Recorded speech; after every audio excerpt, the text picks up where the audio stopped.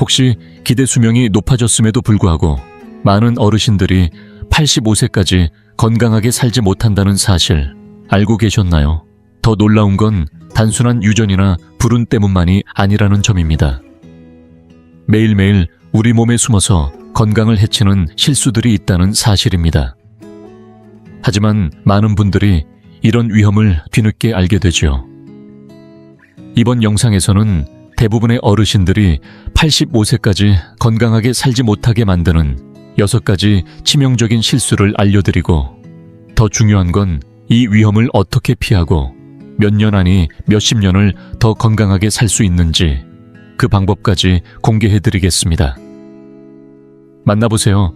경기도 성남시에 사는 78세 은퇴 회계사 김기훈 씨. 그는 늘 건강에 자신이 있었습니다. 정기검진도 받고 식습관도 관리하며 매일 아파트 단지를 걸으며 건강을 챙겨왔습니다. 하지만 지난달 김 씨는 병원에서 청천벽력 같은 소식을 들었습니다.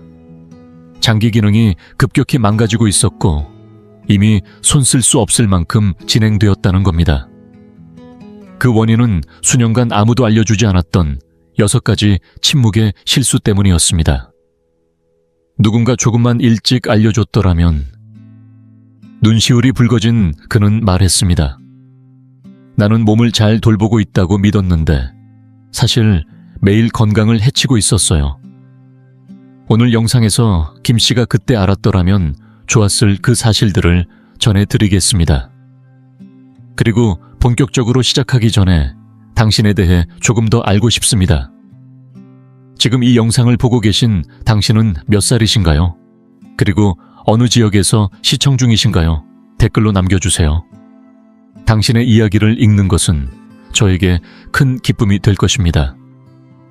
당신이 나누어 주시는 삶의 경험 하나하나가 우리의 이 공간을 더욱 따뜻하고 가까운 곳으로 만들어줄 거라고 믿습니다. 그럼 이제 함께 시작해 볼까요?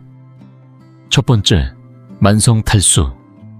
매일 당신의 장기를 말라가게 하는 습관, 혹시 알고 계셨나요? 나이가 들수록 몸속 수분 부족이 얼마나 무서운 영향을 주는지 모르는 분들이 많습니다. 겉으로는 물을 충분히 마신다고 생각하지만 65세가 넘으면 몸이 필요로 하는 물의 양과 실제로 마시는 양 사이에는 큰 차이가 생깁니다. 더 놀라운 사실은 아주 가벼운 탈수라도 몸 안에서는 상상도 못할 정도로 빠른 노화를 촉진한다는 점입니다. 서울대병원 노인건강의학과 전문의들이 경고합니다. 만성적인 가벼운 탈수만으로도 신장, 심장, 뇌 기능에 돌이킬 수 없는 손상을 남기며 노화 속도가 무려 30%까지 빨라진다고 합니다. 물이 부족하면 혈액이 진해지고 혈액순환이 둔해지면서 각 장기가 평소보다 빠르게 망가지기 시작합니다. 더 무서운 건 갈증조차 느끼지 못한 상태에서 이미 심각한 탈수가 진행되고 있다는 사실입니다. 생각해보세요.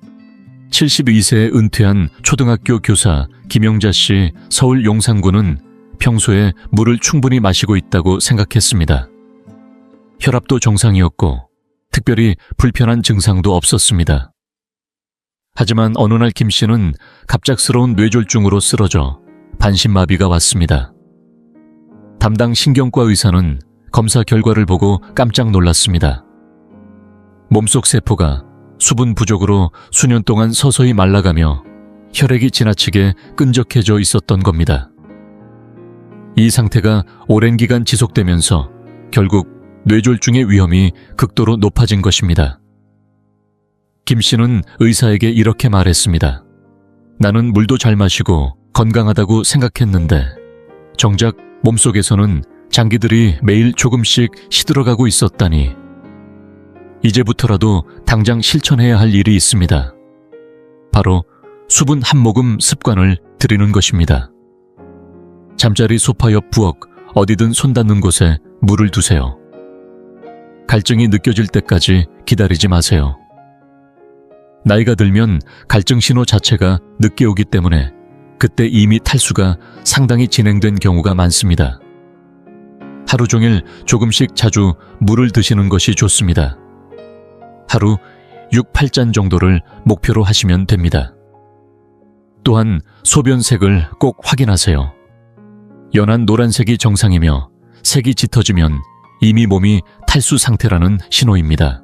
바로 오늘부터 이 습관을 실천해보세요. 당신의 장기들은 제 역할을 하기 위해 간절히 수분을 기다리고 있습니다. 이렇게 단순한 습관이지만 몇 년 안이 몇십 년의 건강을 더 누리게 해줄 수 있는 변화입니다. 오늘부터 당장 이 변화를 만들어 보시겠어요? 두 번째, 평범한 음식 속에 숨어있는 침묵의 염증. 당신의 혈관과 장기를 파괴하는 음식들, 혹시 알고 계셨나요? 지금 주방에 있는 음식들이 겉으로는 아무 문제도 없어 보여도 몸속에서는 조용히 염증을 일으켜 혈관과 장기를 조금씩 망가뜨리고 있을 수 있다는 사실을요. 이 침묵의 염증은 통증도 없고 겉으로 보이지도 않지만 몸속 세포와 기관들을 안에서부터 천천히 파괴합니다. 서울의대 노인영양연구소의 연구 결과에 따르면 65세 이후에 자주 섭취하는 일부 음식들이 몸 전체에 만성 염증을 일으켜 세포 노화를 앞당기고 주요 장기의 기능을 떨어뜨린다고 밝혔습니다. 더 놀라운 것은 그 중에는 우리가 그동안 건강에 좋다고 믿어온 음식들도 있다는 점입니다. 노화와 영양 분야의 권위자인 이정희 박사는 이렇게 경고합니다. 40대까지는 별 탈 없이 먹던 음식들이 70대가 되면 몸속에서 완전히 다른 반응을 일으킬 수 있습니다. 나이가 들수록 소화와 대사 기능이 변하면서 특정 음식에 대한 염증 반응이 극적으로 커지기 때문입니다. 이 이야기가 남의 일 같으신가요? 77세 은퇴한 건설업자. 박철수 씨, 경기도 수원시는 평소 운동도 열심히 하고 식단 관리도 잘한다고 자부하며 살았습니다. 통곡물빵을 자주 먹었고 볶음 요리에는 식물성 기름을 사용하며 체중 관리를 위해 인공 감미료가 든 다이어트 식품도 챙겼습니다. 그런데 어느 날 갑자기 신부전이 찾아왔습니다. 심장내과 전문의가 검사를 해보니 충격적인 결과가 나왔습니다. 수년간 먹어온 음식들이 혈관 속에 만성 염증을 만들어냈다는 사실이었습니다. 그동안 건강에 좋다고 믿었던 음식들이 오히려 몸속 혈관을 망가뜨리고 있었던 것입니다. 이제부터라도 반드시 실천해야 할 일이 있습니다. 바로 식단에서 만성 염증을 일으키는 대표 음식 3가지를 제거하는 것입니다. 첫째, 흰 밀가루로 만든 식품, 대부분의 빵과 국수 포함. 둘째, 옥수수유, 카놀라유, 대두유 등 가공 식물성 기름. 셋째, 인공 감미료가 들어간 식품입니다. 대신에 한겸증 효과가 입증된 식품으로 바꿔보세요. 통곡물 식품 올리브유, 그리고 필요하다면 소량의 천연꿀과 같은 자연 감미료로 대체하면 됩니다. 이렇게 간단한 변화만으로도 단 몇 주 만에 몸속 염증 수치를 최대 60%까지 줄일 수 있다는 연구 결과도 있습니다. 우리 몸속 장기와 세포가 더 건강하게 오래 버틸 수 있도록 오늘부터라도 이 식습관을 바꿔보시는 건 어떠신가요? 혹시 이런저런 영양 관련 정보들이 서로 달라서 혼란스러우셨던 적은 없으셨나요? 건강을 위해서라도 이번 기회에 진짜 몸에 좋은 음식을 선택해보세요. 지금 이 영상을 계속 시청하고 계시고 저희가 나눈 이야기들이 정말 유익하다고 느껴지신다면 댓글에 숫자 2를 남겨주세요. 그 한 글자가 당신께서 여전히 저희와 함께하고 계시다는 따뜻한 신호가 되어 큰 힘이 됩니다. 아직 채널을 구독하지 않으셨다면 지금 구독 버튼을 누르시고 알림 설정도 함께 해주세요. 앞으로 올라올 소중한 영상들을 놓치지 않으실 수 있습니다. 당신의 응원은 저희에게 큰 힘이 됩니다. 당신 덕분에 저희는 정보를 전하고 마음을 나누며 조금이나마 희망의 빛을 전할 수 있는 영상을 계속 만들 수 있습니다. 앞으로도 저희와 함께 걸어가 주세요. 감사합니다. 세 번째, 잘못된 운동 방식. 몸을 살리기는커녕 노화를 부추기는 운동법. 혹시 아시나요? 많은 어르신들이 건강을 위해 매일 걷기 운동을 열심히 하고 계시지만 사실상 이 운동이 몸을 보호하기는커녕 오히려 노화를 앞당길 수 있다는 사실 말입니다. 나이가 들어서도 걷기 운동이 최고라고 배워왔지만 최근 연구에 따르면 이 흔한 조언이 반드시 옳지만은 않다는 점이 밝혀졌습니다. 서울대병원 노화연구소의 자료에 따르면 65세 이후의 몸은 단순한 유산소 운동만으로는 근육량과 세포 건강을 지키기 어렵다고 합니다. 오히려 반복적인 저강도 걷기는 관절에 부담을 주고 근육과 대사 기능이 점점 약화되면서 세포 노화를 가속화시킬 수 있다는 것입니다. 노인운동학 전문의 이도훈 박사는 이렇게 강조합니다. 65세 이후의 몸은 단순한 유산소 운동만으로는 근육과 뼈 세포 건강을 유지할 수 없습니다. 오히려 몸에 특정한 자극을 주는 근력 운동이 반드시 필요합니다. 그렇지 않으면 근육량 감소와 신진대사 저하가 빠르게 진행돼 몸이 더 빨리 늙게 됩니다. 75세에 은퇴한 간호사 이정화 씨 부산 해운대구를 예로 들어볼까요? 매일 3km씩 빠짐없이 걷기를 실천하며 건강을 지킨다고 믿고 살았습니다. 하지만 병원에서 검사한 결과 또래보다 근육량이 10년 이상 뒤처져 있다는 진단을 받았습니다. 도무지 이해가 안 됐어요. 매일 걷는데 왜 몸이 이렇게 약해지는지 라고 그녀는 털어놓았습니다. 다행히 전문가의 조언으로 운동 방식을 바꾼 뒤 불과 3개월 만에 근력과 활력이 눈에 띄게 회복됐고 균형 감각도 좋아졌다고 합니다. 그렇다면 어떻게 해야 할까요? 정답은 짧은 근력 회복 운동 루틴을 실천하는 것입니다. 무거운 기구를 드는 고강도 웨이트 트레이닝이 아닙니다. 자신의 체중이나 가벼운 탄력 밴드를 활용해 짧고 집중적인 움직임으로 근육과 뼈에 자극을 주면 됩니다. 예를 들어 벽에 대고 팔굽혀펴기 의자에 앉았다. 일어서기 튼튼한 의자를 이용한 스쿼트. 그리고 팔 근력 강화를 위한 밴드 당기기 같은 동작입니다. 각 동작을 천천히 10회에서 12회 정도 반복하며 정확한 자세를 유지하는 것이 핵심입니다. 이런 운동은 단순히 근력만 기르는 것이 아닙니다. 몸속 세포에 보호 호르몬을 분비시켜 세포 노화를 늦추는 데 중요한 역할을 합니다. 걷기 운동만으로는 얻을 수 없는 효과입니다. 일주일에 3번 정도 하루 10분만 투자해보세요. 불과 몇 주 만에 몸이 달라지는 것을 느끼실 수 있을 겁니다. 하루 10분이면 몇 년을 더 건강하게 살 수 있는 기회가 될 수도 있습니다. 오늘부터라도 이 작은 습관을 시작해보시는 건 어떨까요? 네 번째, 치료로 인한 영양소 결핍.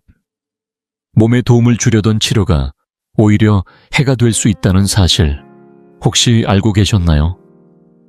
많은 어르신들이 건강을 위해 믿고 따르는 치료법이 사실은 몸에 꼭 필요한 영양소를 빠르게 고갈시키면서 오히려 건강을 해치고 있을 수도 있다는 사실을요. 의사들조차 자주 언급하지 않는 이 숨겨진 위험이 지금도 조용히 건강을 좀먹고 있을지 모릅니다. 대한영양학회지에 실린 최신 연구에 따르면 고령층에게 흔히 처방되는 약물과 치료법이 오히려 비타민과 미네랄을 심각하게 고갈시켜 인지기능 저하와 장기 손상으로 이어질 수 있다고 경고합니다. 과학적으로도 명확합니다. 특정 치료가 특정 영양소를 고갈시키면 몸속 필수 기관들이 점점 제 기능을 잃게 되는 위험한 도미노 현상이 발생한다는 것입니다. 이 이야기가 남의 일 같으신가요? 76세에 은퇴한 집배원 최재호 씨 대전 동구는 수년간 병원에서 권하는 치료법을 성실히 따랐습니다. 하지만 어느 순간부터 이유 없이 기운이 빠지고 기억력이 떨어지더니 결국 심장 기능이 급격히 악화되는 상황까지 겪게 되었습니다. 나중에서야 의사로부터 치료제가 심장에 꼭 필요한 영양소까지 고갈시키고 있었다는 사실을 듣고 충격을 받았습니다. 몸을 살리려던 치료가 오히려 나를 해치고 있었다니 아무도 이런 얘긴 해주지 않더라고요. 라고 최 씨는 이야기했습니다. 그렇다면 이제 어떻게 해야 할까요? 가장 먼저 절대 임의로 약물을 끊지 말고 반드시 담당 의사와 상의하셔야 합니다. 그 다음 진료 시점에 현재 받고 있는 치료가 혹시 영양소 결핍을 일으킬 가능성이 있는지 꼭 물어보세요. 만약 그렇다면 어떤 영양소를 추가로 보충하면 좋을지 담당 의사에게 구체적으로 상담받으시길 권합니다. 그리고 평소 식단에서도 색이 풍부한 채소질, 좋은 단백질, 건강한 지방 등 다양한 영양소를 골고루 섭취해 몸속 시스템이 균형을 이룰 수 있도록 신경 쓰세요. 필요하다면 담당 의사와 상의 후 고령층에 맞춰 개발된 종합 비타민을 활용하시는 것도 좋습니다. 이런 작은 실천 하나가 돌이킬 수 없는 손상을 막아줄 수 있습니다. 몸을 지키기 위해서라도 이번 주 진료 예약 때 꼭 담당 의사와 이 부분을 상의해보세요. 여러분의 건강은 그만큼 소중한 가치가 있으니까요. 5번째, 수면 시간보다 중요한 수면의 질. 8시간 잤는데도 몸이 망가지는 이유. 혹시 나는 매일 8시간씩 자니까 괜찮겠지 라고 생각해 보신 적 있으신가요? 많은 어르신들이 이렇게 충분히 잠을 자고 있다고 안심하지만 그 뒤에 숨은 무서운 진실이 있습니다. 잠자리에 누워있는 시간과 몸이 실제로 회복하는 시간은 완전히 다를 수 있다는 사실입니다. 서울대병원 수면의학센터 전문의들은 경고합니다. 나이가 들면 깊은 회복 수면, 깊은 잠 단계가 급격히 줄어들어 겉으로는 잠을 충분히 자는 것처럼 보여도 실제로는 몸과 뇌가 손상된 세포를 제대로 회복하지 못합니다. 이렇게 되면 65세 이후부터는 매년 3-5년 정도 더 빨리 늙어가는 것과 같은 수준의 뇌 손상이 진행될 수 있다고 합니다. 수면의학 박사 정유진 교수는 이렇게 설명합니다. 대부분의 어르신들은 수면 시간만 신경 쓰고 수면의 질은 간과합니다. 깊은 잠이 줄어들면 뇌와 몸은 낮 동안의 손상을 제대로 회복하지 못해 노화가 가속화됩니다. 69세에 은퇴한 사서 박정혜 씨 광주 동구는 매일 밤 8시간씩 꼬박꼬박 잤지만 아침마다 몸이 무겁고 머리가 멍한 상태로 일어났습니다. 그러다 기억력이 급격히 떨어지는 증상을 느끼고 병원을 찾았는데 검사 결과는 충격적이었습니다. 박 씨는 실제로는 깊은 잠 단계가 거의 나타나지 않아 뇌가 매일 빠르게 노화되고 있었던 것입니다. 8시간이나 자는데 왜 이렇게 피곤한지 몰랐어요. 수면의 질이 이렇게 중요한 줄은 정말 몰랐습니다. 라고 박 씨는 이야기했습니다. 그렇다면 어떻게 해야 할까요? 오늘부터라도 수면의 질을 높이는 30분 전 수면 준비 루틴을 만들어 보세요. 첫째, 잠자리에 들기 30분 전부터는 휴대폰, 태블릿, TV를 끄고 모든 전자기기에 블루라이트를 차단하세요. 둘째, 침실 온도를 18, 20도로 맞춰보세요. 연구에 따르면 이 온도가 깊은 잠을 유도하는데 가장 효과적이라고 합니다. 셋째, 잠들기 90분 전부터는 수분 섭취를 멈춰서 자다가 화장실에 가는 횟수를 줄이세요. 마지막으로 옆으로 누워 무릎 사이에 베개를 끼워 척추 정렬을 유지하고 호흡이 원활해지도록 하세요. 이 작은 변화들만으로도 깊은 잠 단계가 최대 40%까지 늘어나 몸과 뇌가 낮 동안 받은 손상을 스스로 회복할 수 있다고 합니다. 하루에 30분 투자로 뇌 건강을 수년간 지키실 수 있다면 이 루틴을 한번 실천해 보시겠어요? 혹시 충분히 자는데도 개운하지 않다고 느껴보신 적이 있으신가요? 댓글로 5번이라고 남겨주시면 이 내용을 함께 나눠보겠습니다. 6번째, 사회적 고립이 주는 침묵의 상처. 담배보다 무서운 외로움의 공격, 혹시 알고 계셨나요? 담배나 비만보다 더 빠르게 우리 몸을 망가뜨리는 것이 바로 사회적 고립이라는 사실을요. 특히 나이가 들수록 이 문제는 더 심각해집니다. 많은 분들이 가끔 자식과 통화도 하고 친구들도 가끔 만나니까 괜찮겠지 라고 생각하시지만 연구 결과는 전혀 다르게 말하고 있습니다. 국립노화연구소의 연구에 따르면 제한된 사회적 상호작용만으로도 우리 몸속에서는 스트레스 호르몬이 과도하게 분비되어 주요 장기에 해로운 염증 반응을 유발한다고 합니다. 이렇게 염증 물질이 쌓이면 세포 노화가 급격히 빨라져 결국 수명까지 단축될 수 있다는 사실 알고 계셨나요? 노년기 사회관계 연구의 권위자인 장서윤 박사는 이렇게 강조합니다.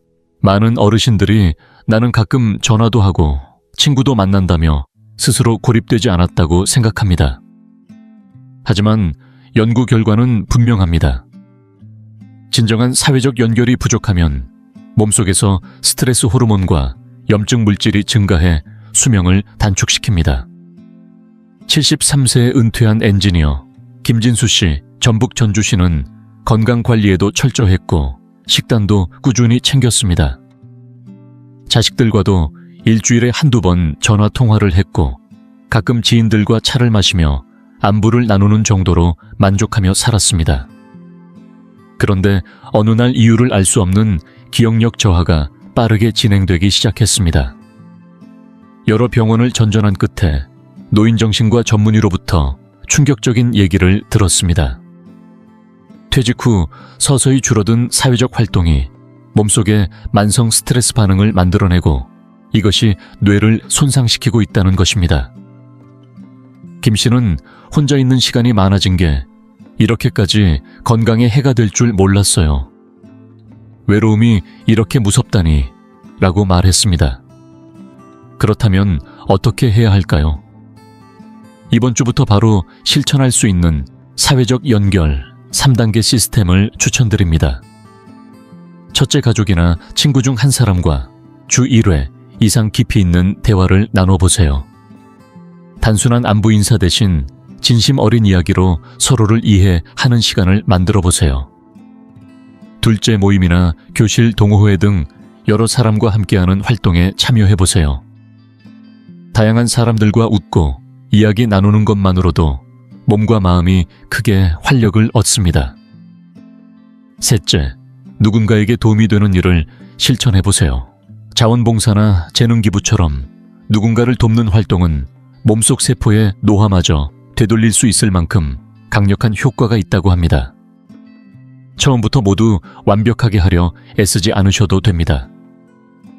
이번 주에는 한 가지만 시도해보시고 다음 주에 또 하나를 추가해보세요. 몸과 마음이 필요로 하는 진짜 연결고리를 하나씩 이어나가시면 됩니다. 우리 몸과 뇌는 이 연결을 통해 비로소 제대로 기능합니다. 오늘부터라도 이 작은 약속을 스스로에게 해보시겠어요? 이제 대부분의 어르신들이 85세까지 건강하게 살지 못하게 하는 6가지 위험한 실수를 모두 아셨을 겁니다.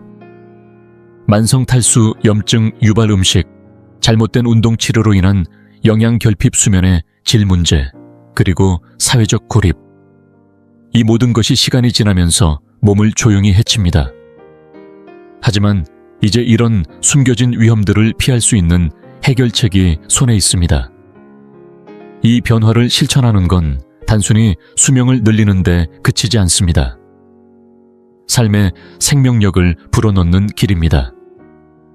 오늘 단 하나의 실천부터 시작해보세요. 내일 또 하나를 더 해보세요. 불과 한 달 후에 훨씬 더 건강해진 자신의 모습을 상상해보세요. 또 하나의 통계가 되지 마세요. 당신은 85세 이후에도 건강하고 활기차게 살 자격이 충분합니다. 이 영상이 유익하고 흥미로우셨다면 주저하지 마시고 좋아요를 눌러주시고 채널 100세 인생 이야기를 구독해주세요. 또한 이 영상이 필요할 것 같은 분들에게 공유해 주시면 큰 힘이 됩니다. 여러분의 응원 덕분에 100세 인생 이야기는 앞으로도 의미 있는 콘텐츠를 통해 노후의 삶에 실질적인 정보와 가치를 전해드릴 수 있습니다. 함께해 주셔서 진심으로 감사합니다. 다음 영상에서 다시 뵐 수 있기를 기대하겠습니다. 혹시 재혼을 고민해 본 적은 있으신가요? 하지만 과연 이것이 올바른 선택일지 망설여지시진 않으셨나요? 나이가 들어서 다시 시작하는 결혼은 젊었을 때와는 전혀 다른 경험입니다. 그리고 그 안에는 많은 분들이 너무 늦게 깨닫게 되는 진실들이 숨어 있습니다. 한동안 혼자 지내셨거나 최근에 이혼하셨거나 배우자를 먼저 떠나보내셨다면 재혼은 생각보다 훨씬 더 복잡한 도전을 가져올 수 있습니다.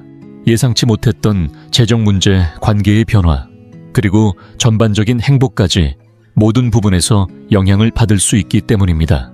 이번 영상에서는 60세 이후 재혼을 준비하면서 반드시 알아두셔야 할 5가지 핵심 진실을 알려드리려 합니다.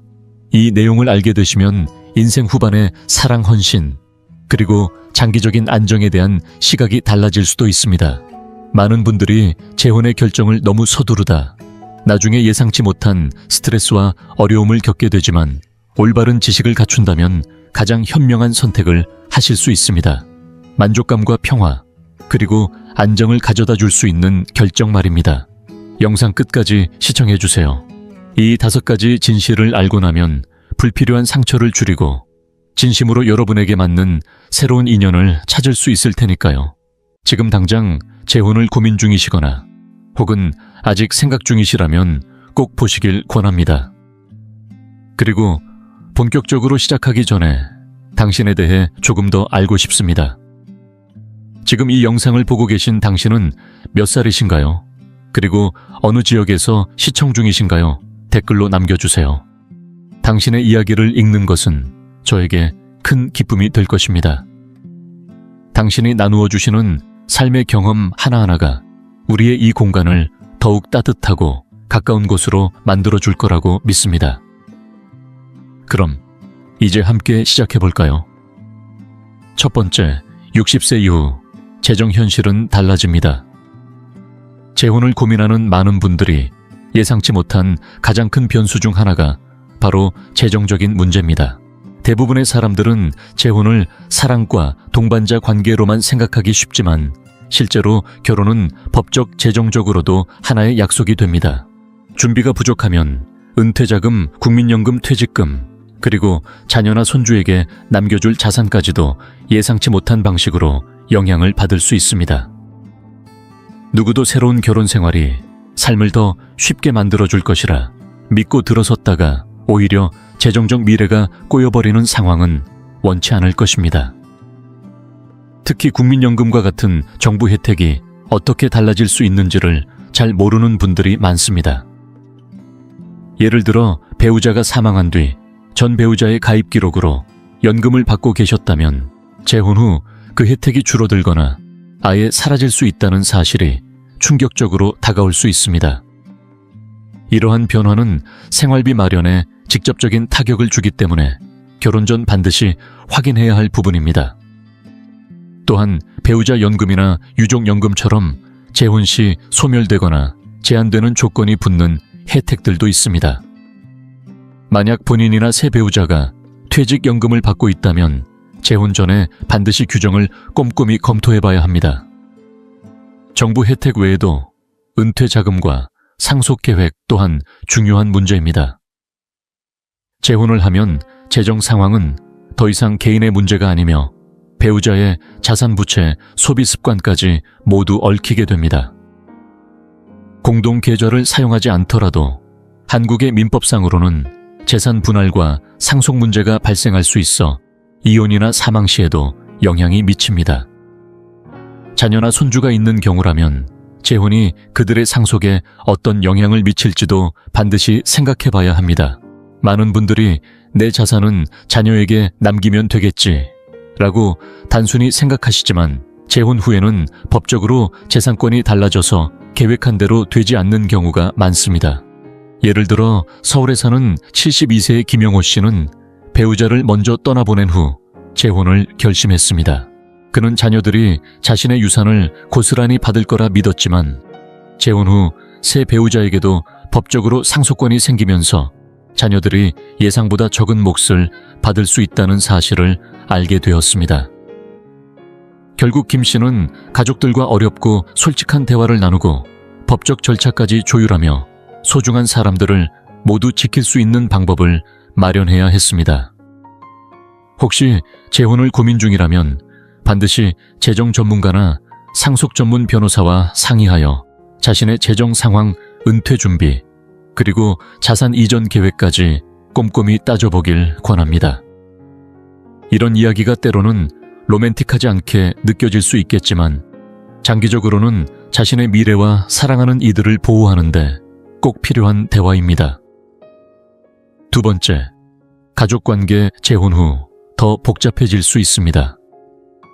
나이가 들어 새로운 인연을 만나 재혼을 결심할 때 단순히 두 사람만의 문제가 아니라 가족 전체의 역사가 함께 얽힌다는 사실을 종종 간과하기 쉽습니다. 사랑은 분명 두 사람을 하나로 이어주지만 가족관계는 예상하지 못했던 복잡함을 동반할 수 있습니다. 특히 60세가 넘은 분들이 재혼을 선택하는 경우 이미 성인이 된 자녀들, 손주들, 그리고 오랫동안 쌓여온 가족의 전통과 감정이 함께 얽혀 들어옵니다. 이러한 관계들은 생각만큼 매끄럽게 하나로 녹아들지 않을 수도 있습니다. 가장 큰 도전 중 하나는 바로 성인 자녀들의 반응입니다. 부모님의 행복을 진심으로 바라는 자녀들도 있지만 동시에 부모님의 새로운 인연에 대해 마음 한구석에 복잡한 감정을 품게 되는 경우도 적지 않습니다. 돌아가신 부모님에 대한 충성심 혹은 새로운 배우자가 가족 전통이나 재산 분배에 영향을 미치지 않을까 하는 걱정이 뒤섞이기 마련이죠. 어떤 자녀는 새 배우자를 환영하며 따뜻하게 받아들이지만 또 어떤 자녀는 의심과 서운함 혹은 부모님의 안전에 대한 걱정을 드러내기도 합니다. 이런 감정은 당연한 것이지만 적절히 다루지 않으면 가족 전체에 오랫동안 긴장감을 남길 수 있습니다. 자녀 문제만이 아닙니다. 손주들과의 관계도 변할 수 있습니다. 오랜 세월 동안 한 가정의 중심이자 든든한 조부모로서 역할을 해오셨다면 새 배우자의 등장 자체가 손주들에게 낯설게 느껴질 수 있습니다. 어떤 손주는 자연스럽게 받아들이지만 또 어떤 손주는 익숙해지는데 시간이 필요할 수 있습니다. 이는 새로운 배우자의 가족도 마찬가지입니다. 상대방의 자녀나 손주와 관계를 맺으려면 서로의 전통과 기대를 존중하며 인내심을 가지고 접근해야 합니다. 또 하나 중요한 부분은 재혼이 상속과 재정 문제에 미치는 영향입니다. 많은 분들이 돈이 중요한 건 아니야 라고 생각하시지만 현실에서는 자녀들이 새 배우자가 기존 유언장을 바꾸거나 재산 계획을 변경해서 부모님의 유산이 줄어드는 게 아닐까 걱정하는 경우가 많습니다. 사실 이런 걱정은 탐욕에서 비롯된다기보다는 부모님의 평생의 수고가 온전히 가족에게 전해지길 바라는 마음에서 비롯되는 경우가 더 많습니다. 대구에 사는 68세의 이정순 씨 이야기를 들어보세요. 그녀는 10년 넘게 혼자 지내다가 재혼을 결심했을 때 자녀들이 기뻐해 줄 거라 믿었습니다. 하지만 막상 재혼 이야기를 꺼내자 자녀들은 상속 문제, 명절에 누구와 시간을 보낼지, 그리고 새로운 집 문제까지 연달아 걱정을 쏟아냈습니다. 그녀도 자녀들의 사랑을 믿었지만 동시에 새로운 결혼 생활이 가족의 조화를 위해 얼마나 많은 대화와 이해가 필요한지를 절실히 깨달았습니다. 결국 그녀는 자녀들과 솔직하게 대화를 나누며 재혼으로 달라지는 것과 달라지지 않는 것을 분명히 하고 모두가 납득할 수 있도록 설명해야 했습니다. 혹시 재혼을 고민하고 계시다면 꼭 가족들과 충분한 대화를 나누시길 권합니다. 당신의 의도를 솔직하게 설명하고 자녀들의 우려도 귀 기울여 들으면서 변하는 것과 변하지 않는 것을 명확히 전해주는 것이 중요합니다. 물론 처음에는 서로 낯설고 어색할 수 있지만 이렇게 대화를 통해 오해를 줄이고 상처를 예방할 수 있습니다. 무엇보다 중요한 건 지금까지 쌓아온 가족관계의 소중함을 잊지 않으면서도 새롭게 만난 동반자와의 행복을 함께 찾으려는 마음가짐입니다. 지금 이 영상을 계속 시청하고 계시고 저희가 나눈 이야기들이 정말 유익하다고 느껴지신다면 댓글에 숫자 2을 남겨주세요. 그 한 글자가 당신께서 여전히 저희와 함께하고 계시다는 따뜻한 신호가 되어 큰 힘이 됩니다. 아직 채널을 구독하지 않으셨다면 지금 구독 버튼을 누르시고 알림 설정도 함께 해주세요. 앞으로 올라올 소중한 영상들을 놓치지 않으실 수 있습니다. 당신의 응원은 저희에게 큰 힘이 됩니다. 당신 덕분에 저희는 정보를 전하고 마음을 나누며 조금이나마 희망의 빛을 전할 수 있는 영상을 계속 만들 수 있습니다. 앞으로도 저희와 함께 걸어가 주세요. 감사합니다.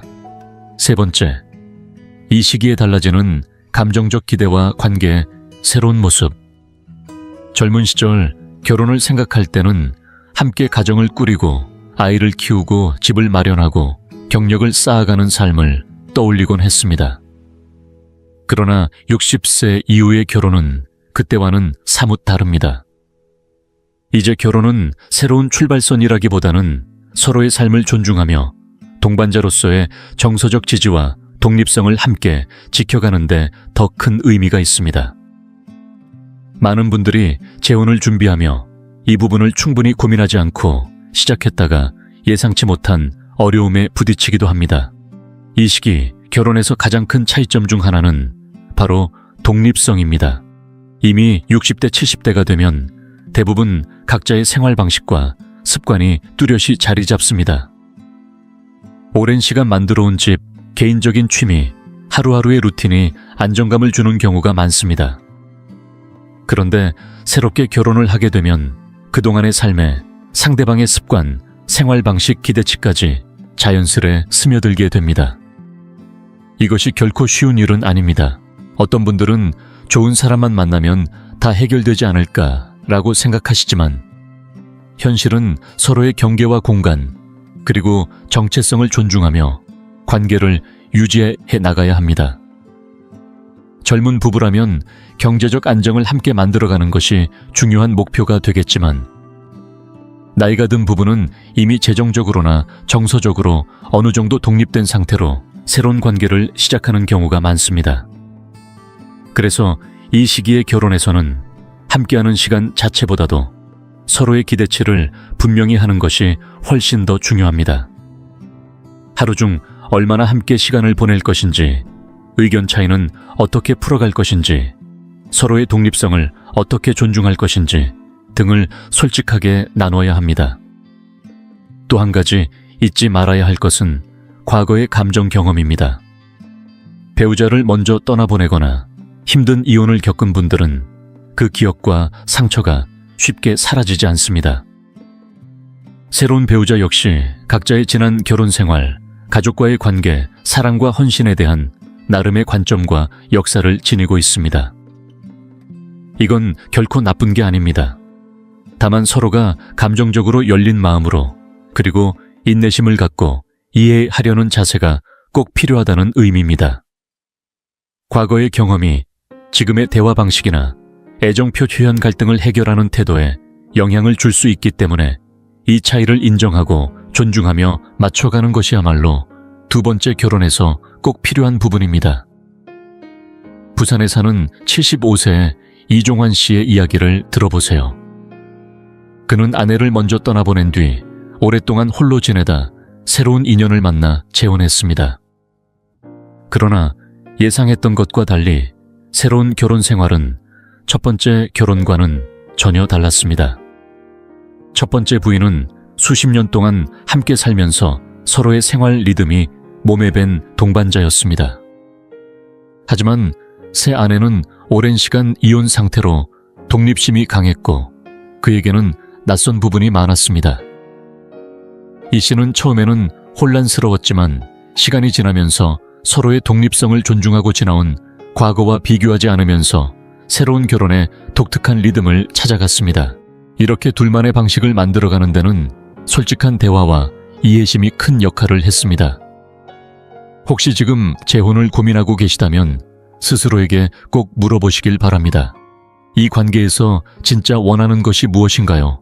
누군가와 함께 살아가는 동반자가 필요하신가요? 아니면 지금의 생활 리듬을 크게 바꾸지 않으면서 마음을 나눌 수 있는 관계를 원하시나요? 혹시 집을 함께 쓰며 살고 싶으신가요? 아니면 각자의 공간을 유지하면서도 정서적 유대감을 나누고 싶으신가요? 그리고 두 사람의 오랜 삶이 얽히게 될 준비가 되셨나요? 이 질문들에 대한 답을 찾으면 앞으로의 결혼 생활이 오해나 실망이 아니라 서로의 이해와 존중 위에 세워질 수 있을 것입니다.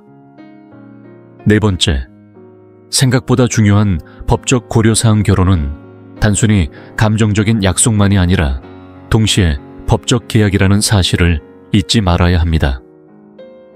특히 60세 이후에 재혼을 고민하고 계신다면 젊었을 때보다 훨씬 더 복잡한 법적 문제들이 얽힐 수 있다는 점을 반드시 기억해야 합니다. 많은 분들이 사랑만 있으면 되지 라고 생각하시지만 법적 문제를 충분히 이해하지 않고 재혼했다가는 예상치 못한 결과에 부닥칠 수도 있습니다. 먼저 살펴볼 부분은 상속 계획입니다. 결혼을 하면 배우자는 자동적으로 일정한 법적 상속권을 갖게 됩니다. 만약 자녀나 손주 혹은 다른 가족에게 재산을 남기려고 생각하셨다면 이 부분을 명확히 하지 않으면 원하던 대로 자산이 배분되지 않을 수도 있습니다. 그래서 많은 분들이 재혼 전에 유언장을 새로 작성하거나 신탁을 설정해 자산 분배 계획을 세우곤 합니다. 이렇게 하면 재산이 본인의 의도대로 안전하게 분배될 수 있습니다. 또 하나 중요한 법적 문제는 의료 결정권입니다. 만약 갑작스런 질병이나 사고로 본인의 의사 표현이 어려워졌을 때 누가 치료나 간병에 대한 결정을 내릴 수 있을까요? 한국에서는 대체로 배우자가 우선권을 갖게 되는데 이 부분이 자녀들과의 갈등을 유발할 수도 있습니다. 새 배우자와 자녀들이 서로 다른 의견을 가지고 있다면 그로 인해 큰 긴장감이 생길 수 있죠. 따라서 사전에 사전연명 의료 이향서, 나 의료 대리인을 지정해두면 본인의 의사를 명확히 전할 수 있고 불필요한 분쟁도 줄일 수 있습니다. 혼전계약서 또한 법적 분쟁을 예방하는 데 큰 도움이 됩니다.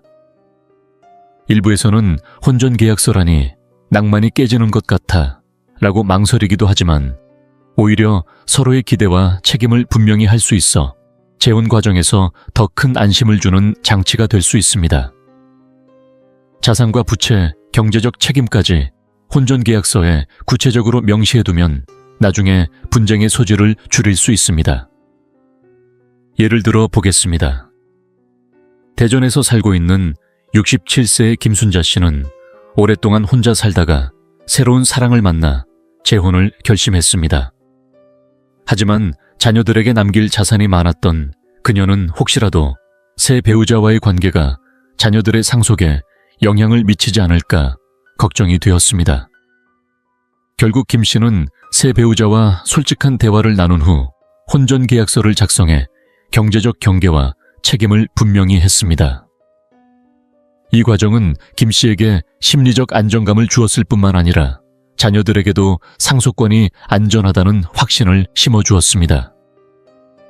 법적 문제는 누구에게나 꺼려지는 이야기일 수 있습니다. 그러나 재혼을 고민하고 계신다면 반드시 한 번은 짚고 넘어가야 할 중요한 단계입니다. 가급적이면 상속 전문 변호사나 가사 전문 변호사와 상담해 나에게 맞는 맞춤형 계획을 세워보시길 권합니다. 이렇게 미리 준비하면 나중에 겪게 될 혼란이나 갈등을 크게 줄일 수 있어 결국에는 진정으로 안정적이고 행복한 관계를 만들어가는데 도움이 될 것입니다. 다섯 번째, 나이가 들수록 달라지는 행복의 정의 나이가 들수록 행복에 대한 우리의 이해는 점점 달라집니다. 젊은 시절의 결혼은 종종 미래를 설계하고 가정을 이루고 경제적 안정을 만들어가는 출발선으로 여겨졌습니다. 그러나 60세 이후의 결혼은 더 이상 새로운 시작이 아니라 이미 만들어온 삶 속에서 행복을 유지하고 즐기며 진정한 만족을 찾는 데 중심을 둡니다. 이제 재혼을 고민하는 시점이라면 꼭 스스로에게 물어봐야 합니다. 지금 이 시기에 내가 원하는 행복의 모습은 어떤 것인가? 많은 분들이 결혼만 하면 자동적으로 행복이 찾아올 것이라 기대하지만 사실 중년 이후의 행복은 예전과는 전혀 다른 모습으로 다가옵니다. 누군가에게는 동반자와 일상을 나누는 것이 행복일 수 있습니다. 또 다른 누군가에게는 독립성을 유지하면서도 특별한 순간을 함께하는 것이 더 큰 만족이 될 수 있습니다. 혹은 오랫동안 지켜온 생활 방식과 리듬을 유지하며 타협하지 않는 것도 행복의 한 방식일 수 있습니다. 중요한 건 30년 전이나 40년 전에 행복이라고 믿었던 모습이 지금도 똑같을 거라고 단정 지으면 안 된다는 점입니다. 많은 분들이 60세 이후에 재혼을 준비하면서 사랑만 있으면 외로움이 해결되겠지라고 생각하곤 합니다. 물론 동반자가 있다는 건 분명 따뜻한 일이지만 꼭 기억해야 할 점은 진정한 만족감은 결국 내 안에서 시작된다는 사실입니다. 혼자서도 행복하지 않다면 결혼이 그 행복을 무조건 채워주지는 않습니다. 오히려 결혼을 통해 새로운 현실에 부딪히고 예상보다 불편한 제약을 느끼게 될 수도 있죠. 또 한 가지 중요한 부분은 생활 패턴의 궁합입니다. 이 시기에는 이미 하루 일과 여행 스타일, 사회적 관계 관리 방식까지 자신만의 루틴이 분명하게 자리 잡은 분들이 많습니다. 그런데 새로운 배우자가 완전히 다른 생활 방식을 가지고 있다면 행복보다는 마찰이 먼저 찾아올 수도 있습니다. 누군가는 즉흥적이고 활동적인 걸 좋아하지만 또 누군가는 정해진 계획과 조용한 저녁 시간을 선호합니다. 상대방과 이런 부분에서 맞지 않는다면 서로 얼마만큼 양보할 수 있을지, 혹은 그렇게 조정하는 것이 진정으로 나를 행복하게 만들 수 있을지 깊이 고민해 볼 필요가 있습니다. 예를 들어 보겠습니다. 부산에 사는 72세의 박상철 씨는 오랫동안 배우자 없이 지내다 새로운 인연을 만나 재혼을 결심했습니다. 동반자가 생기면 그간의 외로움이 채워질 거라 믿었지만 막상 결혼 생활을 시작하고 보니 현실은 달랐습니다. 새 아내는 여행과 외출을 즐기며 활발한 사회생활을 원했지만 박 씨는 조용한 집과 익숙한 동네에서 편안함을 느끼는 스타일이었습니다. 서로를 아끼는 마음은 있었지만 생활 방식의 차이가 크다 보니 자주 부딪히게 되었고 박 씨는 혼자일 때 느꼈던 자유로움과 편안함을 잃어버린 듯한 허전함을 느끼기도 했습니다. 이처럼 재혼을 앞두고 있다면 꼭 자신에게 물어보세요. 내가 원하는 행복은 과연 어떤 모습인가요? 전통적인 결혼처럼 모든 것을 함께 나누는 관계가 좋은가요? 아니면 각자의 공간을 유지하면서도 정서적으로 깊이 연결되는 관계가 더 행복할까요? 혹시 따로 살면서도 신뢰와 애정을 이어가는 형태가 더 나은가요? 정답은 없습니다. 중요한 건 내가 원하는 행복의 모습이 무엇인지 솔직하게 마주하는 것입니다. 그리고 어떤 선택을 하더라도 그것이 지금까지 쌓아온 삶의 평온과 만족을 해치기보다는 오히려 더 지켜주고 키워주는 방향이길 바랍니다. 이제 영상을 마무리하며 오늘 우리가 함께 살펴본 내용을 잠시 되짚어보는 시간을 가져보겠습니다. 60세 이후의 재혼은 분명 멋진 경험이 될 수 있지만 동시에 많은 분들이 간과하기 쉬운 현실적인 요소들이 함께 따른다는 점을 잊지 않으셨으면 합니다. 재정적인 문제부터 가족관계의 감정적인 기대, 법적 고려사항, 그리고 개인이 생각하는 행복의 정의까지 이 모든 것은 인생의 큰 결정을 내리기 전에 충분히 고민해봐야 할 중요한 부분들입니다. 이 시기의 결혼은 단순히 과거의 전통을 따르는 것이 아닙니다. 무엇보다 중요한 건 지금의 나에게 진정으로 도움이 되는 선택을 하는 것입니다. 누군가는 재혼을 통해 깊은 만족을 느끼기도 하고, 또 누군가는 독립성을 지키면서 새로운 동반자 관계를 탐색하는 것이 더 행복하다는 사실을 깨닫기도 합니다.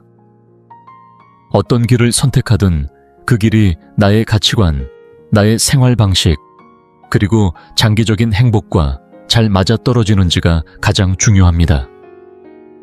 오늘 영상이 여러분께 무언가를 생각해 볼 수 있는 계기가 되었다면 결정을 내리기 전에 시간을 충분히 가지시길 권합니다. 사랑하는 가족들과 솔직한 대화를 나누고 재정 전문가와 법률 전문가에게 조언을 구해보세요. 그리고 무엇보다 내 마음속 목소리에 귀 기울이는 시간을 가져보시길 바랍니다. 서두를 필요는 없습니다. 지금 이 시기는 남들이 기대하는 모습이나 사회가 말하는 정답에 맞추기보다는 진정으로 내 행복이 무엇인지 꺼내보고 그것을 지키며 살아가는 시기이기 때문입니다. 이 영상이 유익하고 흥미로우셨다면 주저하지 마시고 좋아요를 눌러주시고 채널 100세 인생 이야기를 구독해주세요. 또한 이 영상이 필요할 것 같은 분들에게 공유해 주시면 큰 힘이 됩니다. 여러분의 응원 덕분에 100세 인생 이야기는 앞으로도 의미 있는 콘텐츠를 통해 노후의 삶에 실질적인 정보와 가치를 전해드릴 수 있습니다. 함께해 주셔서 진심으로 감사합니다. 다음 영상에서 다시 뵐 수 있기를 기대하겠습니다. 제 간이 무너지고 있었지만 저는 전혀 눈치채지 못했어요. 몇 달, 어쩌면 몇 년 동안 제 몸은 계속해서 작은 신호들을 보내고 있었지만 나이가 들면 당연하다고 생각하며 넘겼어요.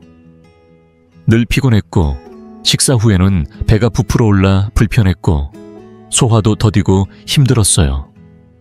스스로에게 스트레스 때문이야, 밤에 먹은 빵 때문이야, 잠을 잘 못 자서 그래 라고 말하며 몸의 목소리를 외면했죠. 하지만 어느 날 몸은 더 이상 속삭이지 않고 크게 외쳤어요. 어느 날 아침 오른쪽 갈비뼈 밑에 묵직한 통증과 함께 메스꺼움과 어지럼증이 몰려왔어요. 잠깐 지나가겠지 하고 병원에 갔는데 의사 선생님 말씀이 몇 초간 숨을 멎게 했습니다. 지방간이네요. 꽤 진행된 상태입니다. 믿기지 않았어요. 술도 자주 마시지 않았고 약도 독한 걸 먹은 적이 없는데 제 간이 이렇게 망가질 줄은 몰랐어요.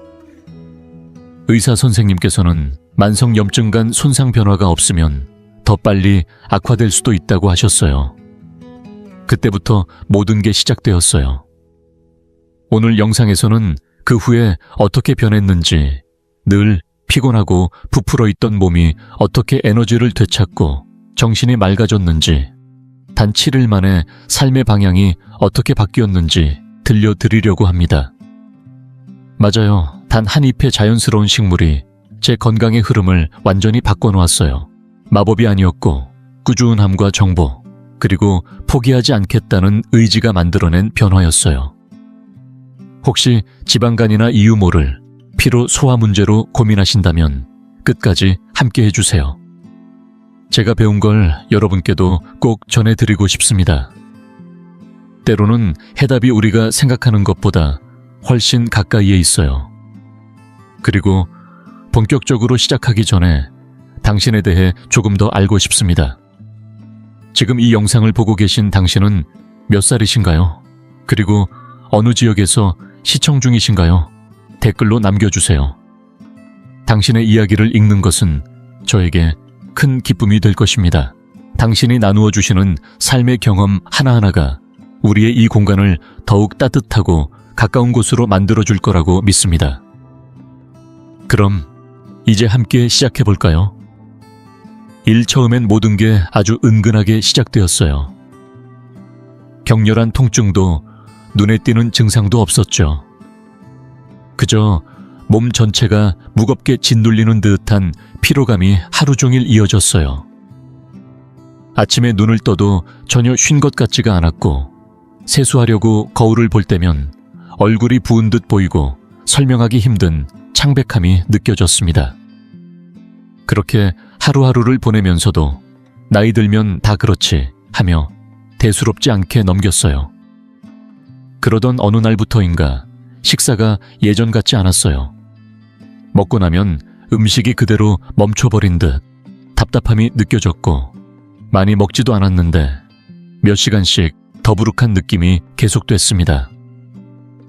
오후가 되면 배가 부풀어 오르는 듯 했고 밤에는 속이 더부룩해 잠도 제대로 오지 않았죠. 몸 전체가 무거워진 느낌. 어디가 아픈 건 아닌데 몸이 힘들어지는 그 감각을 당연하게 여기며 살았던 거예요.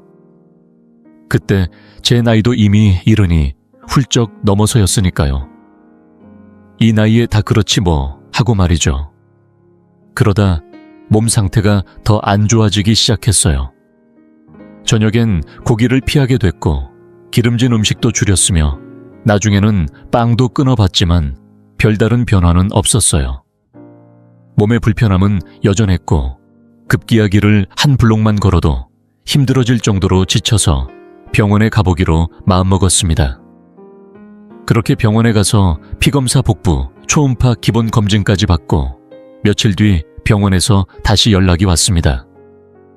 그날 담당 의사가 검진 결과를 보며 잠시 말을 멈추던 표정이 아직도 생생해요. 놀란 것도 아니고 그렇다고 안심되는 표정도 아니었어요. 의사는 조심스레 말했죠. 지방간이네요. 꽤 진행된 상태입니다.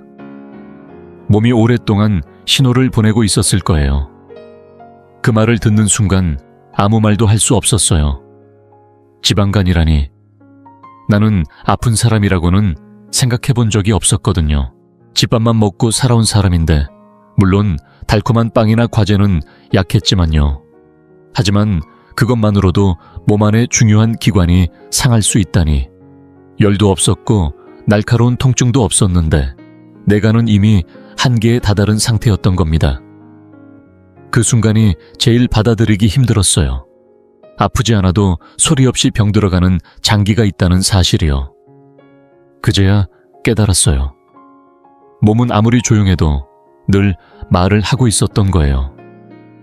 문제는 우리가 그 소리를 제때 듣지 못한다는 거죠. 진단을 받고 난 뒤 그동안 무심코 지나쳤던 몸의 신호들이 하나둘 떠올랐습니다. 언제부터인지 모르겠지만 몸속의 피로감이 자리를 잡고 있었어요. 그냥 바쁜 하루를 보내고 나서 오는 피로가 아니라 늘 반쯤 꺼져 있는 느낌이었어요. 아침에 일어나도 몸이 개운하지 않았고 점심을 먹고 나면 에너지가 뚝 떨어졌어요. 특별히 힘든 일을 하지도 않았는데 잠시라도 앉아 있어야 할 것 같았죠. 소화도 점점 더디고 불편해졌습니다. 음식이 제대로 넘어가지 않는 기분, 배가 자주 불러오고 옷이 점점 꽉 끼는 느낌이 들었지만 몸무게는 그대로였어요. 그 모든 걸 나이 탓, 스트레스 탓, 잠 부족 탓으로 돌리며 살았어요. 하지만 그게 아니었어요. 게다가 그 와중에도 실수를 반복했죠. 가장 큰 실수는 일부 음식이 해롭지 않다고 생각한 거였어요. 제 아침 식단은 항상 똑같았어요. 하얀 식빵에 달콤한 잼, 그리고 커피. 때로는 버터나 치즈를 곁들였고요. 튀기는 음식도 과하지 않았고 그럭저럭 건강하다고 생각했는데 매일같이 그걸 반복했죠. 주말이면 햄이나 소시지를 곁들였고 저녁에도 마찬가지였어요. 든든히 먹으려고 국과 빵을 함께 먹었어요. 그런데 그 하얀 빵 설탕이 듬뿍 들어간 잼 가공육들이 어느새 제 간을 조용히 병들게 만들고 있었던 거예요. 지금 이 영상을 계속 시청하고 계시고 저희가 나눈 이야기들이 정말 유익하다고 느껴지신다면 댓글에 숫자 2을 남겨주세요. 그 한 글자가 당신께서 여전히 저희와 함께하고 계시다는 따뜻한 신호가 되어 큰 힘이 됩니다. 아직 채널을 구독하지 않으셨다면 지금 구독 버튼을 누르시고 알림 설정도 함께 해주세요. 앞으로 올라올 소중한 영상들을 놓치지 않으실 수 있습니다. 당신의 응원은 저희에게 큰 힘이 됩니다. 당신 덕분에 저희는 정보를 전하고 마음을 나누며 조금이나마 희망의 빛을 전할 수 있는 영상을 계속 만들 수 있습니다. 앞으로도 저희와 함께 걸어가 주세요. 감사합니다. 운동 부족도 제가 오랫동안 외면해온 문제였습니다. 저는 원래 조용히 집에 머무는 걸 좋아하는 편이었어요. 퇴직하고 나서는 더 이상 걷는 일도 줄어들었고 하루 종일 의자에 앉아 책을 읽거나 TV를 보는 게 일상이 되었죠. 식사만 가볍게 하면 괜찮겠지라고 생각했지만 그건 큰 착각이었습니다. 몸은 움직임을 원했는데 저는 그걸 수년 동안 외면하며 살아왔던 거예요. 그러면서 또 하나의 실수를 반복했어요. 바로 약이나 건강보조제를 함부로 먹었다는 거죠. 어디가 조금 아프면 진통제를 먹고 식사 후 더부룩하면 제산제를 챙겨 먹었어요. 피검사나 의사 상담도 없이 영양제를 먹는 게 습관이 되었고요. 심지어 단식도 해봤어요. 이러면 몸이 깨끗해지겠지라는 생각으로 의사와 상의도 없이 단식을 했지만 결과적으로 몸은 더 약해졌고 단식이 끝나자 오히려 폭식을 하게 되더라고요. 인터넷에서 본 간청소차간에 좋다는 녹색 캡슐, 예쁘게 포장된 고가의 건강식품까지 안 해본 게 없었습니다. 매주 새로운 해결책을 시도했지만 정작 매번 똑같은 실수를 반복하고 있었어요. 솔직히 말하자면 저는 마법 같은 해결책을 바라고 있었던 것 같아요. 식습관을 바꾸지 않고도 모든 게 나아지길 바란 거죠. 몸의 문제와 정면으로 마주하고 싶지 않았던 거예요. 그렇게 저를 비롯해 많은 사람들이 해결될 수 있는 문제를 오히려 더 복잡하게 만들곤 합니다. 무엇을 먹느냐도 중요하지만 그보다 중요한 건 몸을 병들게 만드는 습관을 멈추는 거죠. 저는 그걸 몰랐어요. 변화 없이 나아질 거라는 기대가 가장 큰 실수였어요. 하지만 진실은 간단해요. 내가 바뀌지 않으면 아무것도 바뀌지 않는다는 사실이요. 그리고 어느 날 제 삶을 완전히 바꿔놓은 순간이 찾아왔습니다. 그날은 늘 그렇듯 검진 결과지를 손에 들고 병원에 앉아 있었어요. 별거 아닐 거라 생각했어요. 설탕 좀 줄이라거나 식단 관리하라는 가벼운 조언 정도일 줄 알았거든요. 의사 선생님께서 서류를 들여다보시더니 잠시 눈을 감고 숨을 고르시더라고요. 그리고는 제 눈을 바라보며 말씀하셨습니다. 지방간이 꽤 심각하게 진행 중이십니다.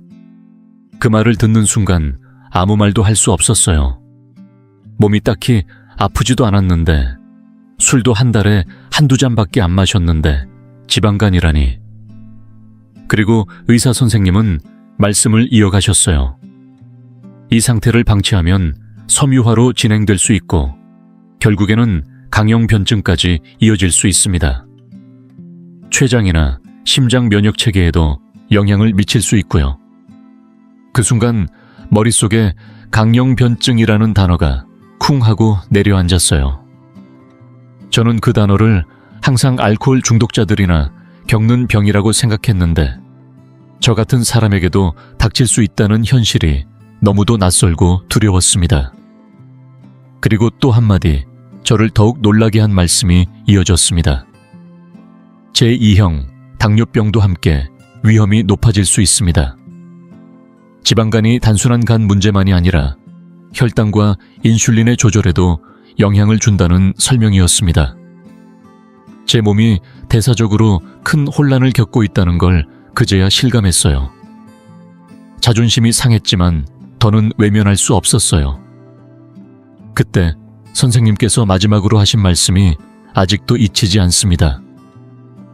이제는 선택의 여지가 많지 않으십니다. 그 말은 위협이 아니라 진실을 있는 그대로 전해주는 무서운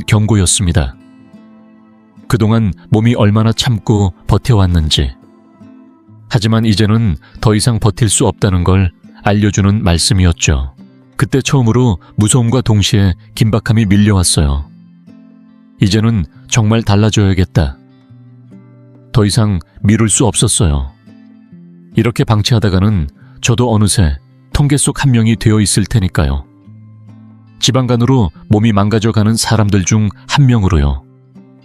그렇게 병원을 나오면서 마음을 굳혔습니다.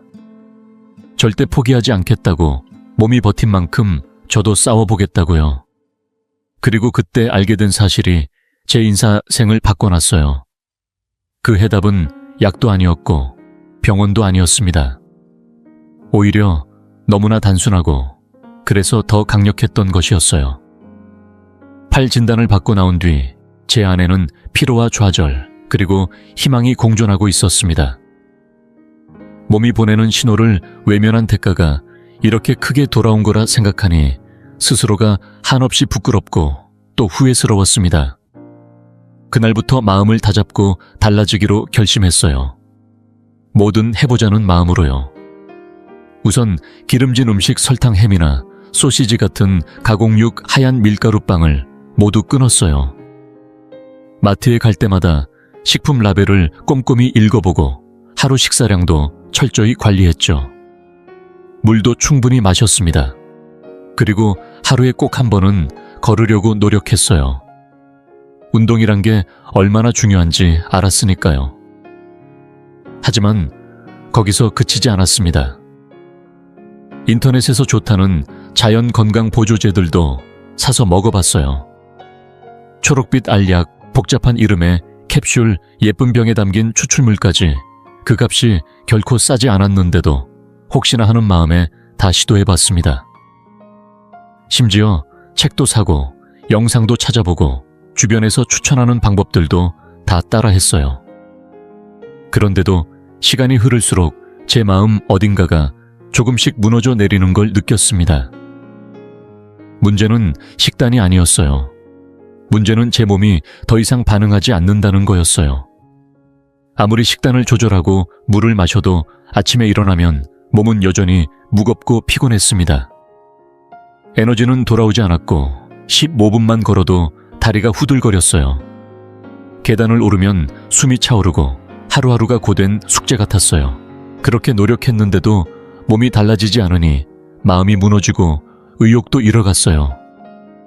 몇 주 동안 정말 열심히 했는데 어느 날 저녁 결국 무너지고 말았어요. 몸은 피곤하고 배는 고픈데 눈앞에 좋아하던 하얀 식빵이 보였어요. 몇 초 망설이다가 결국 손에 들고 한 입 베어 물었습니다.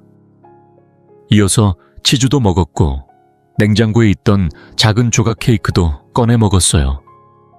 폭식이라고 할 것까진 아니었지만 제겐 그걸로도 충분히 자괴감이 밀려왔습니다. 그날 밤 속이 아픈 것도 아닌데 마음이 너무 불편해 잠이 오지 않았어요. 이게 다 무슨 소용인가 싶었어요. 이미 늦은 건 아닐까? 몸은 이미 망가진 게 아닐까? 그런 의문이 계속 머릿속을 맴돌았습니다.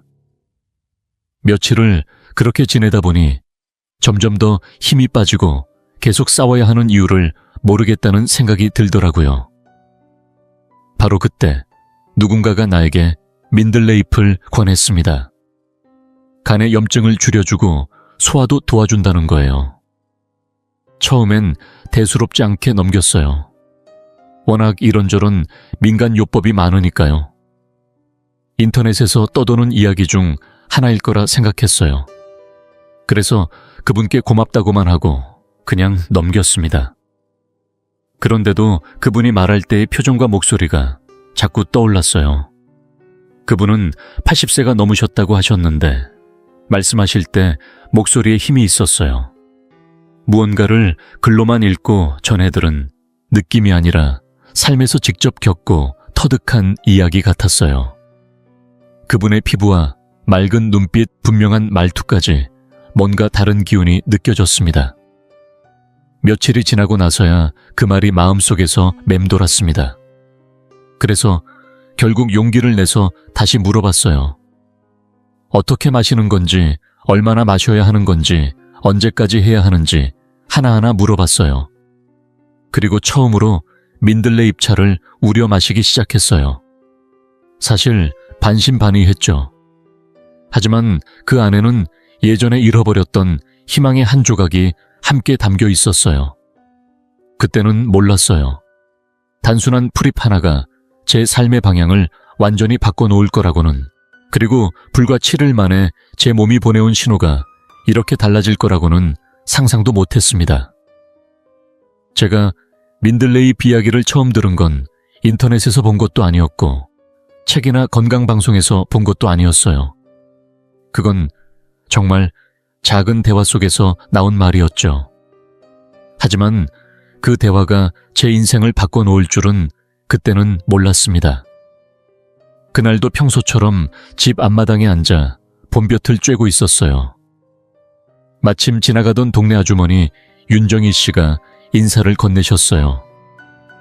그분은 80이 넘으셨다는데도 허리를 꼿꼿이 세우고 다니시는 모습이 늘 인상적이었어요. 또렷한 눈빛과 흔들림 없는 걸음걸이에서 연륜이 묻어났습니다. 정희 아주머니가 제게 건강은 어떤지 물으셨어요. 저는 솔직하게 말씀드렸어요. 지방간 진단을 받고 나서 몸이 계속 피곤하고 여러 가지를 시도했지만 나아지지 않아 이제는 뭘 어떻게 해야 할지 모르겠다고요. 그 말을 듣고 잠시 말없이 저를 바라보시던 아주머니가 조용히 입을 여셨어요. 그 눈빛엔 세월이 만들어준 지혜가 담겨 있었어요. 민들레잎을 끓여 마셔봤어. 그 순간 저는 적잖이 놀랐습니다. 민들레잎이라니, 어릴 적 들에서 꽃씨를 불어 날리던 기억만 떠올랐거든요.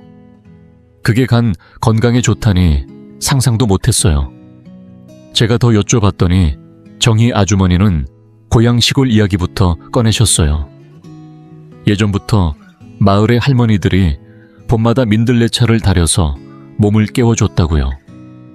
겨우내 쌓인 노폐물을 씻어내고 소화도 잘 되게 하고 몸이 무겁고 기운 없을 때 꼭 마셨다며 본인도 그렇게 배웠다고 하시더라고요. 그 말씀을 들으면서 제 마음 한켠에서는 믿고 싶다는 생각이 들었지만 또 한켠에서는 설마 그 잎사귀 하나로 다 좋아지겠어 하는 의심도 있었습니다. 그래도 한번 해보겠다고 말씀드렸어요. 정희 아주머니는 아무 말씀도 없이 뒷마당으로 가시더니 직접 민들레잎 한 줌을 따서 건네주셨어요. 씻는 법, 말리는 법 차로 우리는 법까지 다 알려주셨어요. 아침에 한 잔, 오후에 한 잔 일주일만 해봐. 대신 설탕 기름진 음식 다 끊고 몸을 좀 움직여야 해. 안 그러면 아무 소용없어. 아주머니는 설명이 길지 않았지만 그 목소리에 담긴 무게감이 남달랐습니다. 그건 살아온 세월이 만들어낸 말투였어요. 저는 그날 밤 민들레잎차를 우려 마셨습니다. 향은 씁쓸했고 풀내음이 진하게 났지만 이상하게도 거부감이 들지는 않았습니다. 한 모금씩 천천히 마시면서 제 몸이 새로운 무언가를 받아들이는 듯한 기분이 들었어요. 그렇게 모든 게 시작됐습니다. 단순한 잎사귀 하나였지만 그 안엔 공부로만 배울 수 없는 인생의 진리가 담겨 있었어요.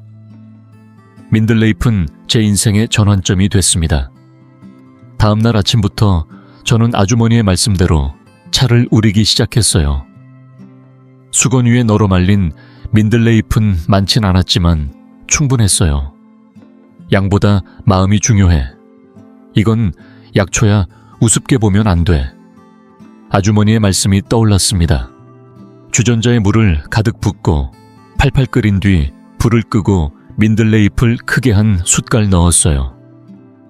뚜껑을 덮고 15분 동안 우려낸 뒤 유리병에 담아두었어요.